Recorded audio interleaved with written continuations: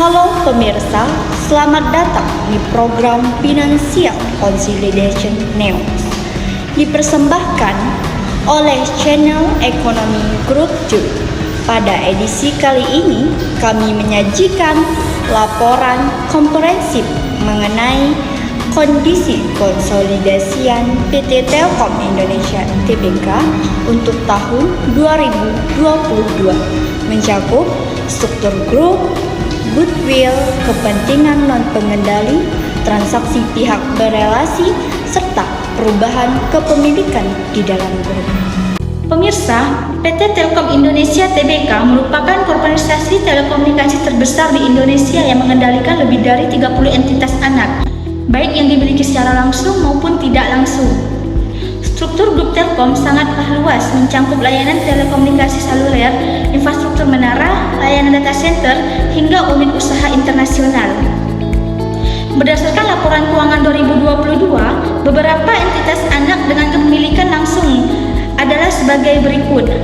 Pertama, PT Telekomunikasi Seluler atau Telkomsel dengan kepemilikan 65% dan merupakan penyumbangan aset terbesar dengan total aset mencapai 100.951 juta.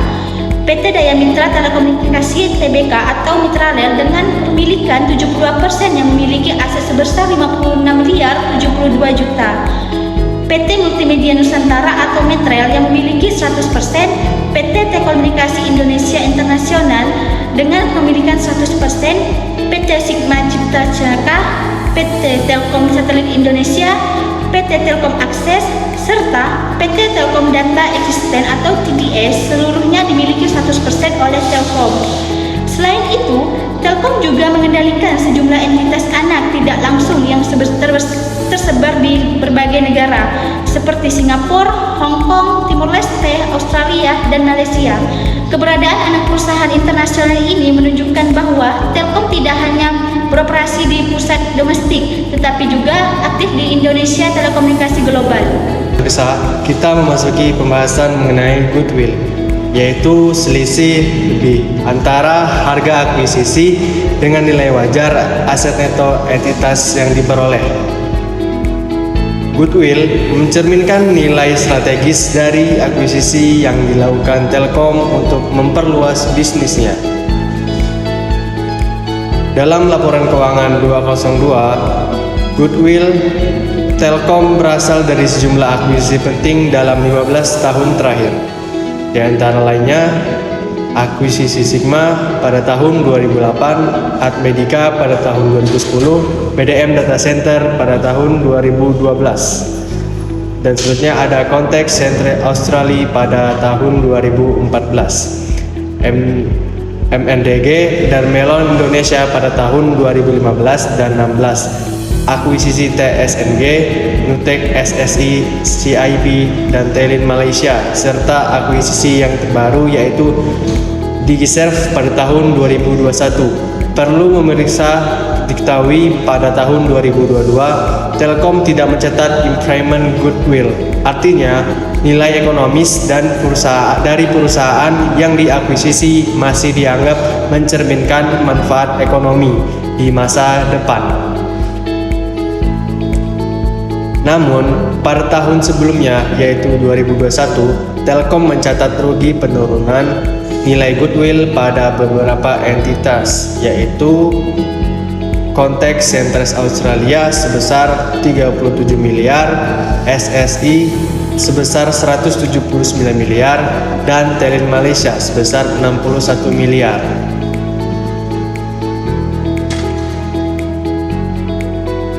Penurunan nilai ini menunjukkan adanya penyesuaian terhadap proyeksi manfaat ekonomi entitas tersebut, namun tidak berdampak besar pada tahun 2022 karena tidak terjadi impairment kelanjutan. Goodwill tetap menjadi komponen penting dalam konsolidasi dikarenakan menunjukkan strategi ekspansi Telkom yang berfokus pada digitalisasi dan perluasan wilayah layanan data. Pemirsa, dalam konsolidasi grup non-controlling interest atau kepentingan non-pengendali NCI adalah porsi kepemilikan pihak luar pada entitas anak yang tidak dimiliki sepenuhnya oleh induk perusahaan. Dalam grup Telkom, NCI berasal dari beberapa entitas dan dua yang paling signifikan adalah yang pertama, Telkomsel, di mana Telkom hanya memiliki 65% kepemilikan, Mitratel dengan kepemilikan Telkom sebesar 72%. Kedua entitas ini merupakan kontributor terbesar pendapatan Telkom sehingga porsi laba yang menjadi hak NCI sangat besar. Selain itu, NCI juga muncul pada Vantage 60%, Natech 60%, SSI 51%, dan Geraha Yasa Selaras 51%. Tingginya komposisi NCI dari Telkomsel dan Mitratel menunjukkan bahwa meskipun Telkom memiliki kendali penuh secara operasional, sebagian laba kedua entitas tersebut harus dibagi kepada pemegang saham dan pengendali. Ini penting untuk dianalisis dapat melihat profitabilitas Telkom secara keseluruhan. Pemirsa, sebagai BUMN yang berperan besar dalam infrastruktur digital nasional, Telkom memiliki berbagai transaksi dengan pihak-pihak berelasi. Transaksi ini meliputi pendapatan, beban, pembelian aset, serta penyediaan layanan telekomunikasi. Pada tahun 2022, Telkom mencatat pendapatan dari pihak berelasi sebesar 5,134 miliar. Kontributor terbesar antara lain Indosat dengan nilai 1,923 miliar, Pertamina sebesar 752 miliar, BNI sebesar 493 miliar, Bank Mandiri sebesar 180 miliar, PLN sebesar 158 miliar, dan pendapatan lain berbagai BUMN. Sementara itu, beban kepada pihak berelasi mencapai 3,534 miliar dengan komposisi terbesar berasal dari PLN sebesar 2,473 miliar untuk beban listrik dan operasional jaringan, Indosat 537 miliar, serta berbagai BUMN lainnya yang keseluruhannya berkaitan dengan layanan jaringan dan operasional telekomunikasi. Untuk transaksi pembelian aset tetap, Telkom mencatat pembelian dari entitas sepengendali seperti PT Inti senilai 117 miliar. Analisis kelompok kami, transaksi pihak berelasi Telkom tergolong wajar dan bersifat operasional. Sebagai BUMN, Telkom memang terintegrasi dengan jaringan bisnis pemerintah, sehingga transaksi dengan PLN, BNI, Mandiri, dan Pertamina merupakan bagian dari model bisnis Telkom. Tidak ditemukan transaksi yang bersifat tidak lazim atau tidak proporsional. Pemirsa, sepanjang tahun 2021 sampai 2022 terdapat beberapa perubahan kepemilikan penting dalam grup Telkom. Perubahan terbesar terjadi pada Mitratel setelah perusahaan melakukan penawaran umum perdana pada November 2021. Akibat IPO tersebut, kepemilikan Telkom berkurang, yang sebelumnya 99,9% menjadi 71,87%. Namun, Telkom tetap mempertahankan kendali penuh sebagai entitas induk.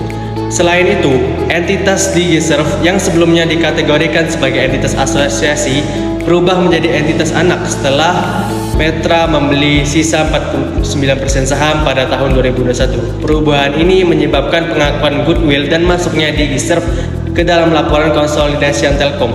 Perubahan struktur kepemilikan ini bertujuan memperkuat positioning Telkom sebagai perusahaan digital dan memperluas portofolio layanan data center dan solusi digital. Demikian pemirsa, ulasan lengkap laporan keuangan konsolidasian PT Telkom Indonesia Tbk tahun 2022 dalam Refleksi Financial Consolidation News Channel. Insight utama kelompok kami adalah bahwa kinerja Telkom sangat bergantung pada dua entitas besar, yaitu Telkomsel dan Mitratel. Namun, Kepemilikan tidak penuh pada kedua entitas tersebut menimbulkan porsi NCI yang signifikan. Selain itu, transaksi pihak berrelasi Telkom sebagai BUMN menunjukkan hubungan operasional yang wajar dengan sesama perusahaan negara. Kami dari channel Ekonomi Group 2 mengucapkan terima kasih telah menyaksikan. Sampai jumpa dalam program analisis keuangan berikutnya.